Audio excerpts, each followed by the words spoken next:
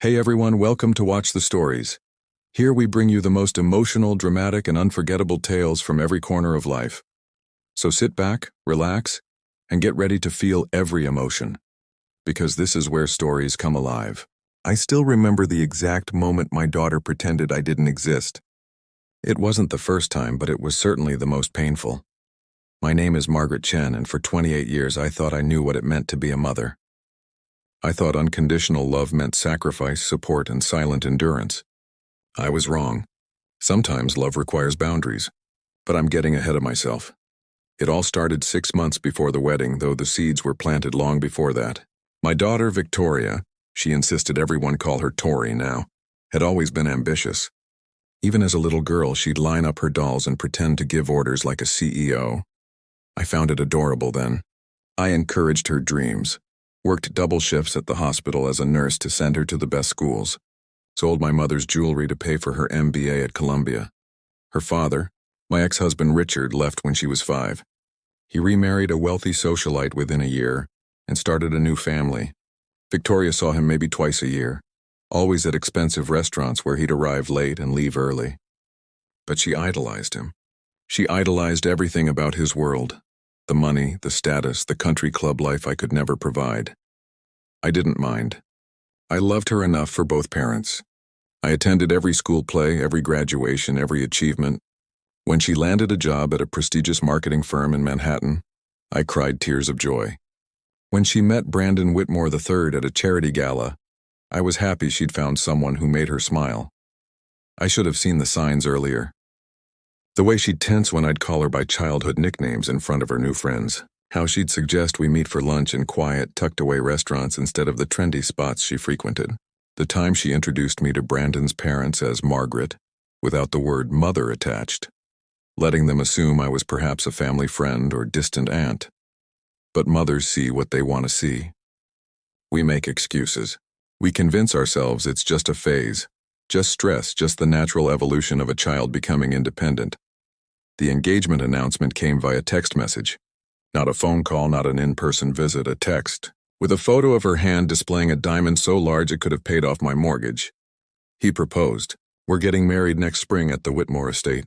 So excited. I stared at that message for hours, waiting for the follow-up. Waiting for "can't wait to tell you all about it, Mom," or "let's celebrate together." Nothing came. When I called, she was breathless, busy, surrounded by Brandon's family, she said. She'd call me back later. She didn't. 2 weeks later, I received a formal wedding invitation in the mail. Cream-colored cardstock with gold embossing. My name printed in elegant script. Ms. Margaret Chen, not mother of the bride. Just another guest among the 200 invited to witness Victoria Chen become Mrs. Brandon Whitmore. 3. I told myself it was just the formality of the invitation style, but when I called to ask about mother-daughter dress shopping, about whether she needed help with planning, her voice went cold. Actually, Mom, Brandon's mother, has been incredibly helpful with all of that. She has connections with the best designers, and honestly, she understands this world better. You understand, right? I don't want you to feel pressured to spend money you don't have. Each word was a tiny knife, precise, surgical. She'd learned well from her father how to cut someone while smiling, but I swallowed my hurt. Of course, sweetheart. Whatever makes you happy. I'm just so proud of you. Thanks, Margaret.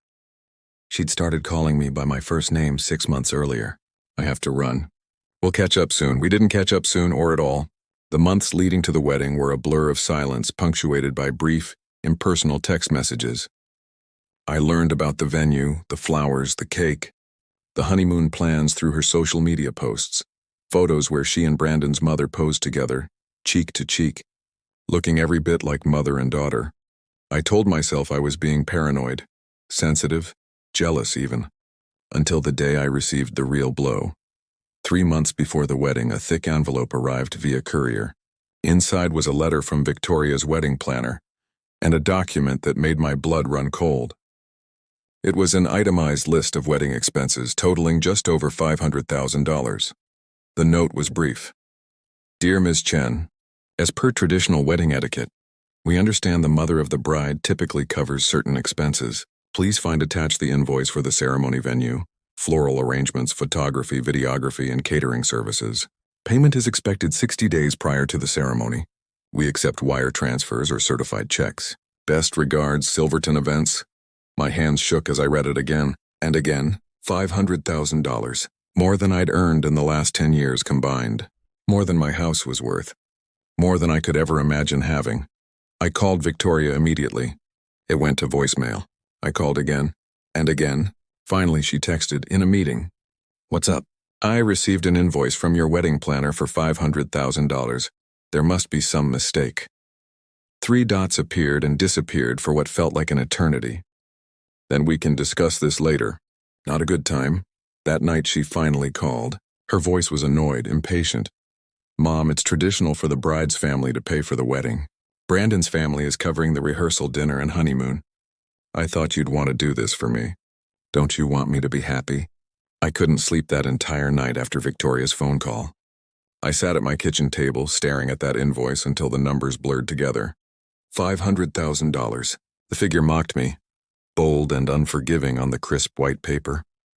By morning, I'd made a decision. I needed to see her in person. Texting and phone calls weren't working. She could too easily dismiss me, hang up, or simply not respond. So I drove into Manhattan, to the luxury apartment she shared with Brandon in Tribeca, the one his trust fund paid for. The doorman looked at me with barely concealed suspicion when I said I was there to see Victoria Chen. He called up, and I heard him say, "A Margaret Chen is here to see you. Not your mother, just a name." After a long pause, he nodded and directed me to the elevator. Victoria met me at her apartment door, and I barely recognized her. Her hair, once dark and natural like mine, was now highlighted with expensive-looking caramel streaks. Her yoga outfit probably cost more than I spent on clothes in a year. Behind her, I could see the sprawling apartment. All white furniture, modern art, and floor-to-ceiling windows overlooking the Hudson River. "Mom, you should have called first. I have a Pilates class in 30 minutes. She didn't invite me in, just stood in the doorway, arms crossed. "We need to talk about the wedding invoice," I said quietly. Very aware of the neighbors who might hear, she sighed. The way one might sigh at a particularly persistent telemarketer. "Fine, come in. But make it quick." I followed her into that pristine apartment, afraid to touch anything. We sat in her living room, and I noticed there wasn't a single photograph of me anywhere. Plenty of Brandon's family, some of her and Brandon on exotic vacations, but nothing that suggested I existed in her life. "Victoria, sweetheart," I began, trying to keep my voice steady. "I received that invoice for $500,000. You can't possibly think I can pay that. It's not $500,000, Mom. It's $523,000 to be exact." She said this matter-of-factly, as if correcting a minor error in my math homework. "And I know you probably don't have it liquid, but you own your house. You could take out a second mortgage or a home equity loan." I stared at her, truly looked at her, searching for the little girl I'd raised. The one who'd cried when I couldn't afford the expensive doll she wanted for Christmas, then hugged me and said she loved me anyway. That little girl was gone. "You want me to mortgage my home, the only thing I own, for a single day?" "Not just any day, Mom, my wedding day. The most important day of my life." Her tone suggested I was being deliberately obtuse. Brandon's family has expectations. His mother has friends flying in from Europe. We can't exactly serve them a buffet in a Holiday Inn banquet hall. I never suggested that. "But Victoria, there are beautiful weddings that cost $50,000, even $100,000. Why does it have to be $500,000? Her jaw tightened. "Because that's the kind of wedding that fits our lifestyle. Brandon and I move in certain circles now. This is as much a business event as it is personal. Do you know how many of Brandon's father's business associates will be there? How many potential clients for my firm? So I should risk losing my home for your networking opportunity?" She stood up abruptly. "You know what? I should have known you'd make this about money. You've always resented my success, haven't you? The fact that I've made something of myself, that I've risen above our circumstances." "Risen above? Victoria, there's nothing wrong with our circumstances. I worked myself to the bone to give you opportunities. And I'm grateful, I really am." She didn't sound grateful. She sounded annoyed. But Brandon's family, they understand elegance, sophistication. His mother has been like a mentor to me, showing me how to dress, how to entertain, how to present myself in society. She's never made me feel ashamed of wanting more. The implication hung in the air like poison. I had made her feel ashamed. I have never been anything but proud of you, I said, my voice breaking. But asking me to go into debt for a wedding is unreasonable. If Brandon's family has so much money, why can't they pay for it? Because it's tradition, Victoria practically shouted. The bride's family pays for the wedding. That's how it's done in proper society. Don't you want people to respect you? Don't you want Brandon's family to see that you're not just some... She stopped herself, but I heard the unspoken words anyway.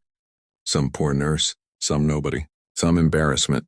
If you loved me, she continued, her voice dropping to something almost manipulative, you'd find a way. Other mothers do this for their daughters. Brandon's mother said her parents took out a loan for her wedding, and she was from a wealthy family. It's what parents do. I thought of all the things I'd already done. The overtime shifts, the missed holidays, the vacations I'd never taken, the retirement account I'd drained for her education.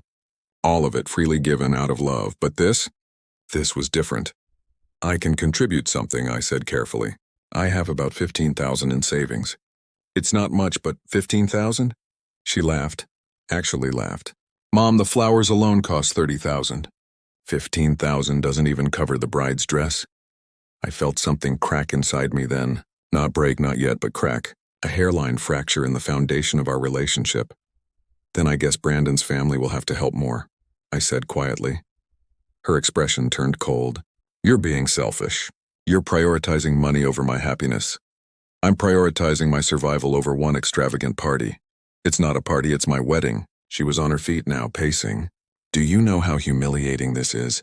Brandon's mother already thinks less of me because of my background. If my own mother can't even do this one thing, what does that say about our family? It says we're honest about our means.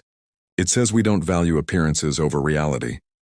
Victoria stopped pacing and looked at me with an expression I'd never seen before, pure contempt. You don't get it because you've never been part of this world. You've never wanted more than your little house and your little nursing job. But I want more, Mom. I deserve more. And if you can't support that, then maybe you shouldn't be as involved in the wedding as I thought. What does that mean? She hesitated, then seemed to make a decision. It means maybe it's better if you come as a regular guest. Not sit at the family table.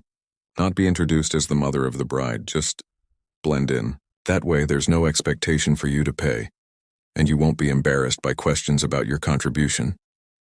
The words hit me like a physical blow. I actually put my hand on the back of the couch to steady myself. You want me to pretend I'm not your mother? I want to avoid awkward conversations and disappointed expectations. This way everyone wins. You don't have to stress about money, and I don't have to explain why my mother isn't fulfilling traditional obligations. I looked at her, really looked at her, and saw a stranger. A beautifully dressed, perfectly highlighted stranger who shared my DNA but none of my values. And if I refuse? If I insist on being acknowledged as your mother? Her silence was answer enough. I stood up, my legs shaky but my resolve hardening. I'll think about what you've said. All of it. Good. And Mom? She walked me to the door. Think seriously about the loan. Brandon's father knows some excellent mortgage brokers. I could have him make some calls. I left without another word. The drive home from Manhattan was a blur of tears and tunnel vision. I nearly missed my exit twice, my mind replaying Victoria's words on an endless, torturous loop. Maybe you shouldn't be as involved. Just blend in. Don't have to explain why my mother isn't fulfilling traditional obligations. When I finally pulled into my driveway, I sat in the car for 20 minutes, unable to move. This house, the modest 3-bedroom ranch I'd bought when Victoria was 10, was my sanctuary. Every mortgage payment had been a struggle, but I'd never missed one. The garden I'd planted myself. The kitchen I'd renovated with help from YouTube videos and determination. This was supposed to be my security, my retirement, my legacy to leave Victoria, and she wanted me to risk it for flowers and photographers. Inside, I made tea I didn't drink and stared at my phone. I wanted to call someone, but who? My sister had passed away 3 years ago. My closest friends were colleagues from the hospital, and I'd always been too proud to burden them with family drama. I'd spent so many years being strong, being capable, being the one who had it all together. That night I did something I rarely did. I looked at Victoria's social media accounts. Really looked. Her Instagram was a carefully curated museum of her new life. Pictures at charity galas wearing gowns that cost more than my car. Brunch at places I'd never heard of with friends who looked like they'd stepped out of fashion magazines. and countless photos with Brandon's mother. Eleanor Whitmore, shopping trips, spa days, lunch with my favorite lady captions. In 2 years of scrolling, I found exactly 3 photos that included me. 3. And in all of them, I was partially cropped out or standing awkwardly at the edge of the frame, clearly an afterthought. The comments on these rare photos never mentioned me. It was as if I was part of the background, no more significant than the wallpaper. Then I found something that made my blood run cold, a post from 3 months ago, right around the time I'd received that invoice. Victoria had shared a photo of herself and Eleanor at a wedding venue, champagne glasses raised. The caption read, "So grateful to have Eleanor showing me the ropes for wedding planning. She's been more helpful than I ever could have imagined. Some people are family by choice. Family by choice, not family by birth." The message was clear, but it was the comments that destroyed me. One of Victoria's friends had written, "Your future Emile is gorgeous. She looks more like your mom than your actual mom, LOL." Victoria had responded with a laughing emoji and right, "We could be twins." I closed the app and threw my phone across the room. The next morning I called in sick to work, something I never did. Instead, I drove to the one person I'd been avoiding for years, Richard, Victoria's father. He lived in an estate in Greenwich, Connecticut with his second wife, Diane, and their 2 teenage children. I'd called ahead, and surprisingly, he'd agreed to see me. Diane answered the door, her smile polite but puzzled. "Margaret, right? Come in." Richard's in his study. The house was a monument to wealth I could never comprehend. I followed Diane through rooms that looked like they'd been staged for a magazine shoot, to a wood-paneled study where Richard sat behind a massive desk. He looked older but still handsome, his hair silver now instead of dark. He stood when I entered, and I saw a flash of something, guilt, concern, cross his face. "Margaret, this is unexpected. Is Victoria okay?" "That depends on your definition of okay," I said, sitting in the chair across from him. I hadn't planned what to say, but suddenly it all poured out. The wedding, the invoice, Victoria's request that I hide in the crowd, her relationship with Eleanor Whitmore, all of it. Richard listened, his expression darkening. When I finished, he was quiet for a long moment. "How much is the wedding?" he finally asked. "Over $500,000, he whistled low. The Whitmores always did like to show off. Charles Whitmore III was in my fraternity at Yale. Pompous ass then, probably worse now. Did you know about any of this? Has Victoria talked to you?" He had the decency to look ashamed. "She calls occasionally. Sends cards on birthdays. I knew she was engaged, obviously. I'm invited to the wedding, though honestly I wasn't planning to go. Our relationship has always been complicated." "Complicated," I repeated bitterly. "You left us. You started a new family. You sent child support checks and nothing else, and she worships you anyway. Do you know why?" "Margaret, because you represent everything she thinks she wants: money, status, the right address, the right car, the right everything. I represented struggle and sacrifice in reality, and she spent her whole life running from that." Richard shifted uncomfortably. "I can't change the past. I wasn't a good father. I know that. But what do you want from me now? I want to know if I'm crazy. Am I being selfish for not mortgaging my home for her wedding? Am I bad mother for refusing to disappear into the crowd while Eleanor Whitmore plays the role I've earned?" He looked at me for a long moment, then did something unexpected. He got up, poured 2 glasses of bourbon from a crystal decanter, and handed me one. "You're not crazy and you're not selfish," he said firmly. "Margaret, I've spent 23 years living with the guilt of what I did to you and Victoria. I abandoned my responsibility and you picked up every piece I dropped. You were mother and father both. You sacrificed everything." I sipped the bourbon, feeling it burn down my throat. "But here's what I've learned being part of this world, this society that Victoria's so desperate to join," he continued. "It's never enough. There's always someone richer, someone with a bigger house, someone with more connections. Eleanor Whitmore is playing a game she's been playing her whole life, and she's using your daughter as a pawn to win social points. Look at me, I'm so wonderful, I'm practically adopting this girl from humble beginnings. It makes her look magnanimous. And Victoria can't see that?"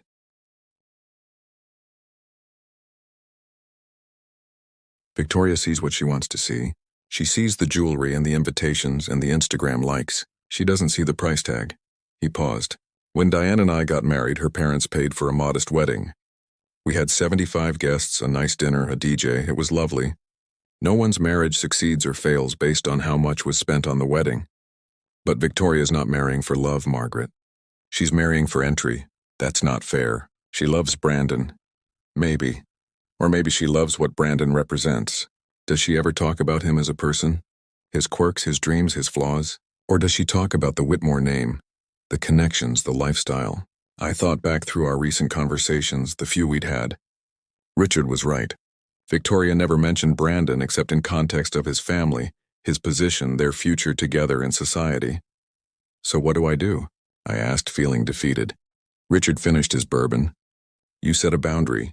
You tell her you'll contribute what you can afford, and mean afford, not mortgage your future afford. You tell her you'll proudly attend as her mother or you won't attend at all. And then, Margaret, you let her make her choice. What if she chooses the wedding over me? Then you learn a painful lesson about who your daughter has become. But at least you'll have your self-respect in your home. Those things matter. I left Richard's house with a strange sense of clarity. He was right. I'd spent Victoria's entire life trying to be everything she needed, bending myself into impossible shapes to make her happy. But children don't need perfect parents. They need honest ones. And it was time for some uncomfortable honesty.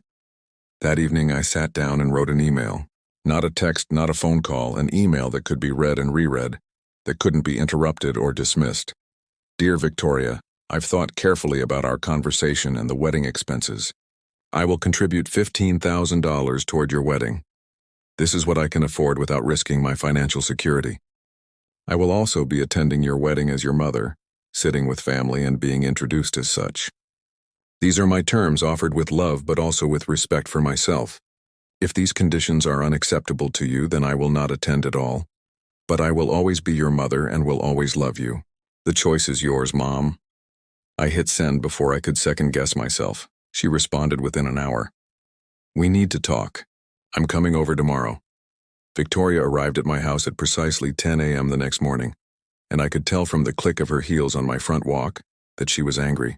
She dressed for battle, a designer suit that probably cost more than my monthly mortgage payment.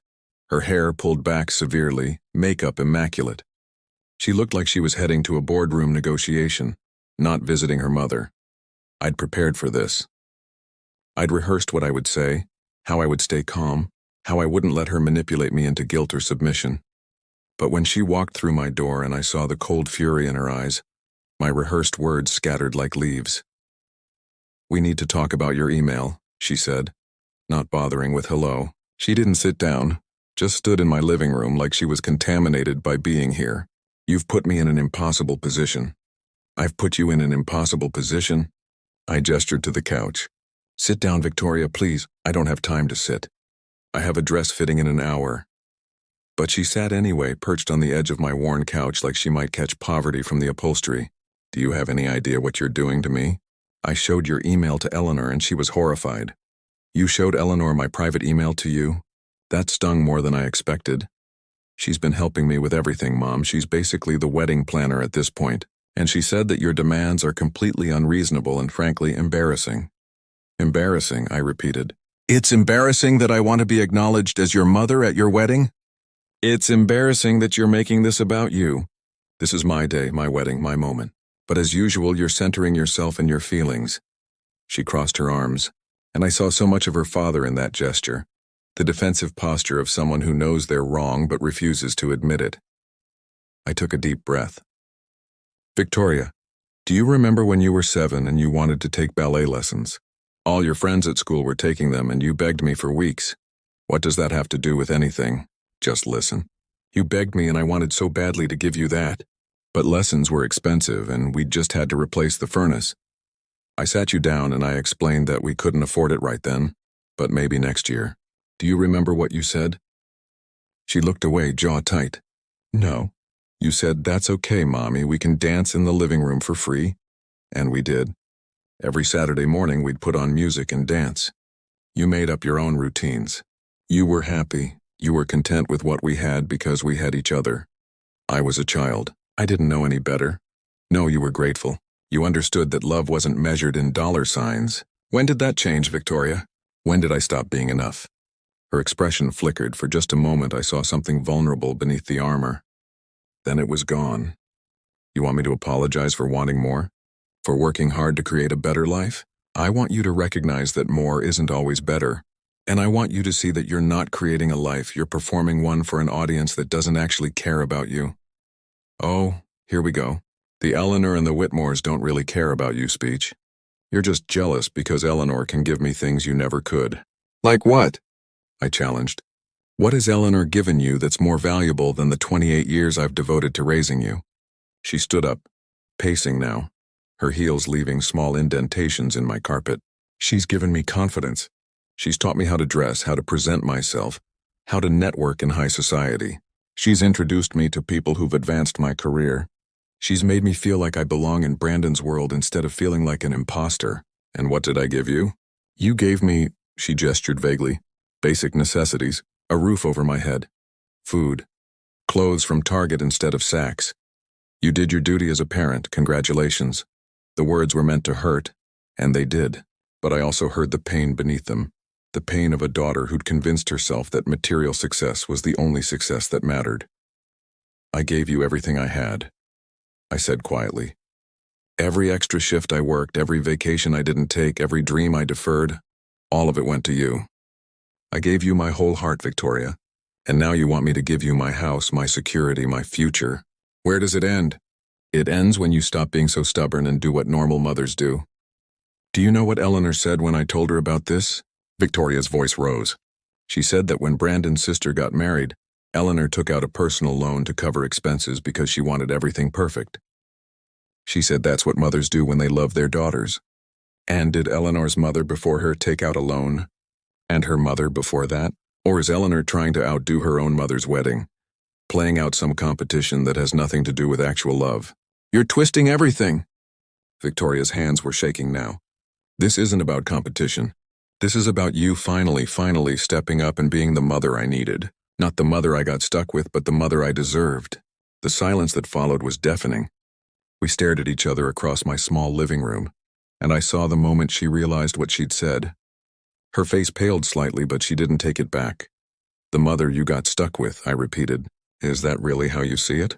Like you drew the short straw in some cosmic lottery? I didn't mean, yes you did. And maybe you're right. Maybe you did deserve a mother who could afford ballet lessons without choosing between that and heating the house. Maybe you deserved a mother who could write a $500,000 check without blinking. But Victoria, that mother wouldn't have been me. And I can't become someone I'm not even for you. She grabbed her purse, Louis Vuitton, I noticed absently, and headed for the door. So that's it? You're really going to let your pride ruin my wedding? My pride? I followed her. Victoria, you asked me to hide in the crowd at your wedding. To pretend I'm not your mother. To let Eleanor Whitmore play that role, while I watch from the shadows. And you think my pride is the problem here? She turned at the door, her hand on the knob. I think you've never understood me. You've never understood what I need to be happy, and now, when I'm finally building the life I've always wanted, you're determined to sabotage it because you can't stand to see me succeed. I'm not sabotaging anything. I'm setting a boundary. There's a difference. The difference is that boundaries are about protecting yourself. What you're doing is punishing me for growing beyond you, for wanting things you can't provide. That's not love, Mom, that's control. The accusation hit like a slap. You think loving you, supporting you, sacrificing for you is control? I think refusing to help with my wedding unless I meet your demands is control. I think threatening not to come at all is manipulation. Eleanor said you'd probably do this. She said people from your generation and background often try to use emotional manipulation to get their way when they can't compete financially.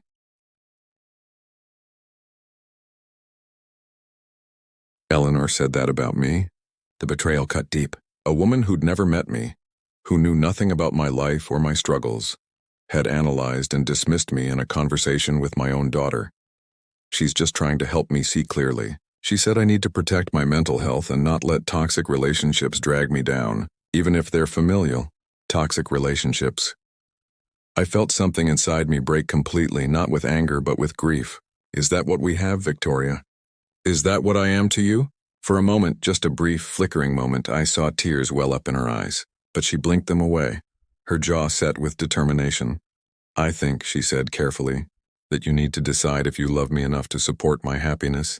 Or if your ego is more important than your daughter's wedding. I'm getting married in 3 months, Mom. With or without you. With or without your money. Eleanor has already offered to cover what you won't pay. She said she'd be honored to fill in wherever needed. Fill in, I whispered, like I'm a broken appliance that needs replacing. I'll be going now. When you're ready to be reasonable, you have my number. She opened the door, then paused. And, Mom, think about whether you want to be in your grandchildren's lives. Because if you miss this wedding, if you embarrass me in front of Brandon's family, that might not be an option. She left, closing the door firmly behind her. Not slamming it, Victoria was too controlled for that. Just a firm final click that sounded like an ending. I stood in my empty living room for a long time after she left, her last words echoing. The threat was clear. Comply or lose access to future grandchildren, to Victoria's life entirely. It was an ultimatum wrapped in silk, but an ultimatum nonetheless. And for the first time in Victoria's entire life, I understood with perfect clarity that I might lose my daughter. Not to death or distance, but to values so different from my own that we'd become strangers sharing only DNA and history. The question was, what was I willing to sacrifice to keep her? And was keeping someone who didn't want to be kept even possible? The 3 months between Victoria's ultimatum and the wedding day were the longest of my life. We didn't speak at all after that confrontation in my living room. I sent one text message 2 weeks later. I love you. My offer stands $15,000 in attendance as your mother, or I won't come. I hope you'll reconsider. Mom. She never responded. I learned about the wedding details the same way strangers did, through social media. Victoria's Instagram became a countdown of preparations. Dress fittings with Eleanor, cake tastings, venue decorations being set up. In every photo, Eleanor Whitmore stood where I should have been, beaming like the mother of the bride. My colleagues at the hospital noticed I wasn't myself. I went through the motions, checking vitals, administering medications, offering comfort to patients, but my heart wasn't in it. How could I counsel others through their pain when my own was drowning me? 2 weeks before the wedding, I received a formal notification from Silverton Events. They'd removed me from the wedding party seating chart and reassigned me to table 47. Somewhere in the back, I assumed, far from the family tables. The mother of the bride designation had been transferred to Eleanor Whitmore. I stared at that email for hours. This was my last chance to cave, to mortgage my house, to beg Victoria for forgiveness and accept whatever scraps of acknowledgement she'd throw my way. I could show up, smile, pretend everything was fine, and hope that someday she'd remember who'd actually raised her. But something had shifted in me during those 3 months of silence. I'd started seeing a therapist, something I should have done years ago.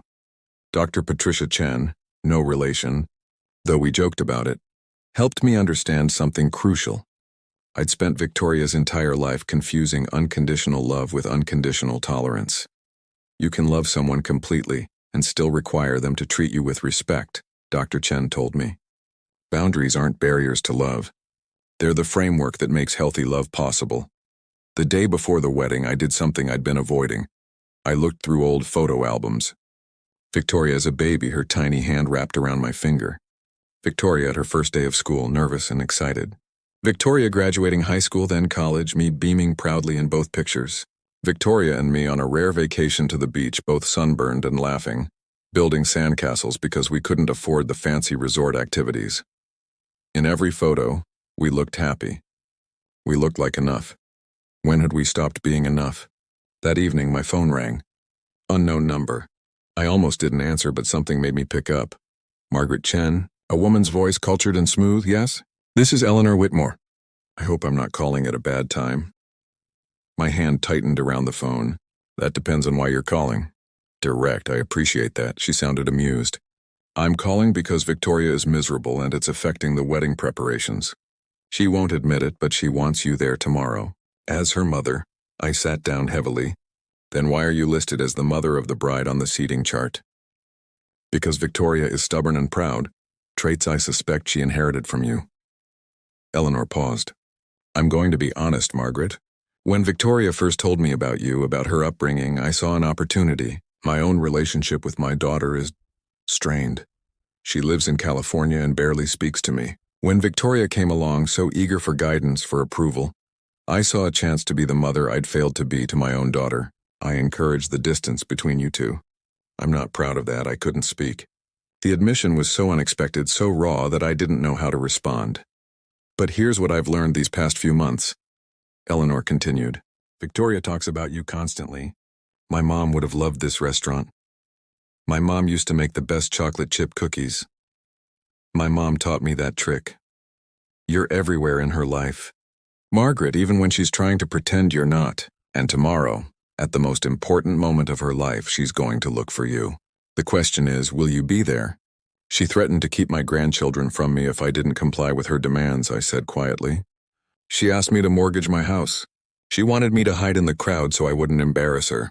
I know, and she was wrong. Spectacularly wrong, Eleanor sighed. I've been in your position, Margaret.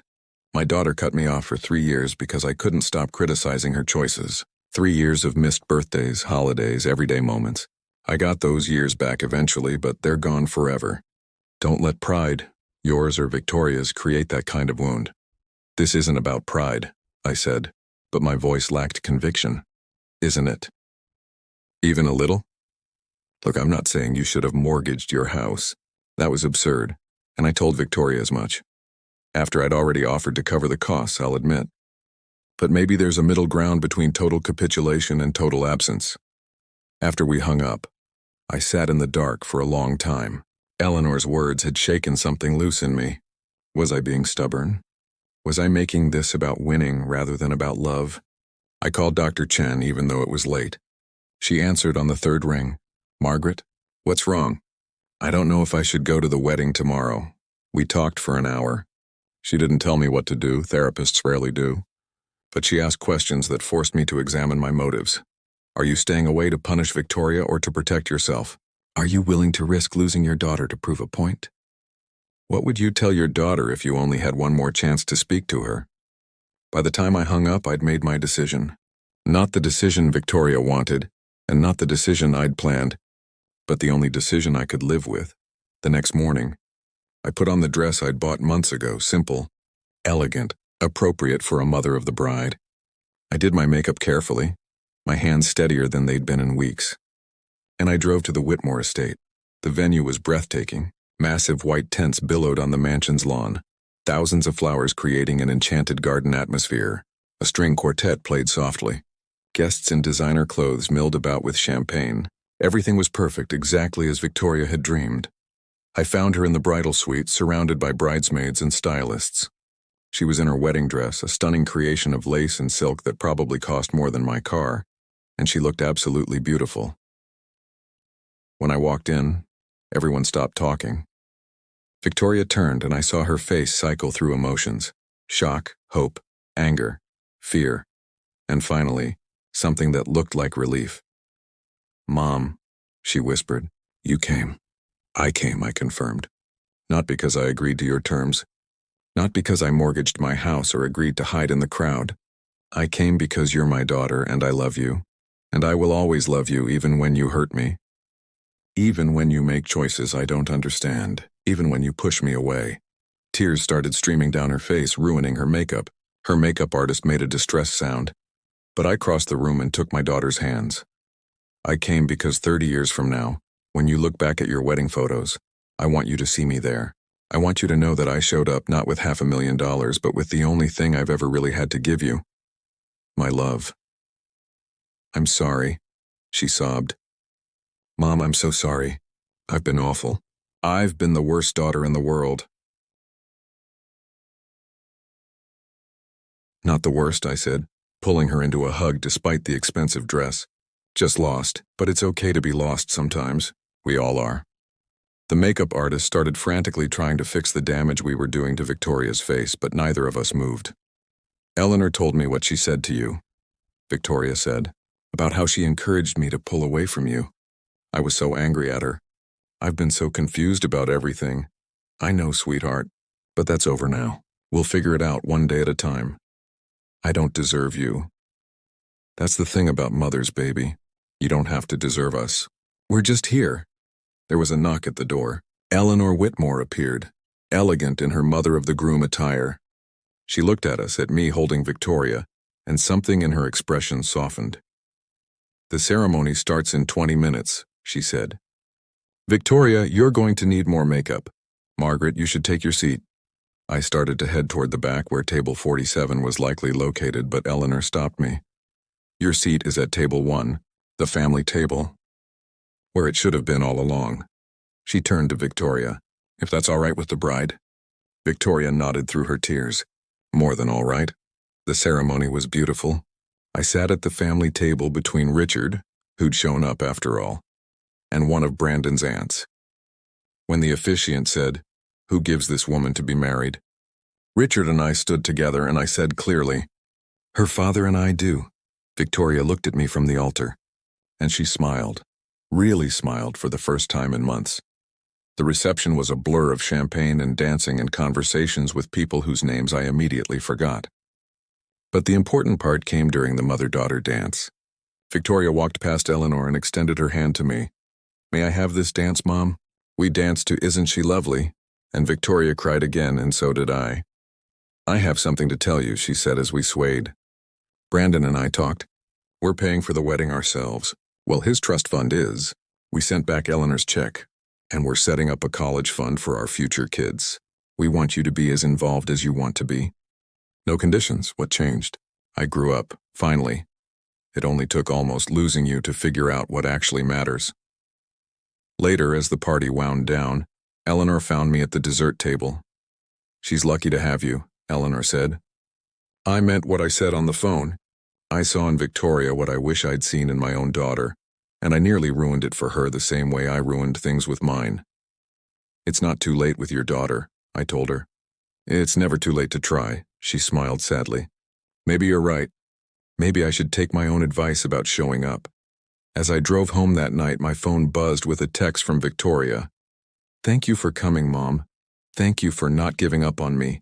I love you more than any wedding, any money, any status symbol could ever be worth. See you Sunday for brunch, just us?" I replied, "It's a date, sweetheart. I'll make those chocolate chip cookies you love." The wedding had cost over $500,000. The flowers had been imported from Ecuador. The cake had been featured in magazines. The guest list had read like a who's who of New York society, but none of that mattered. What mattered was that when I looked at the photos, later, the ones Victoria sent me, I was there, visible, acknowledged, loved. I was her mother. And in the end, that was worth more than all the money in the world.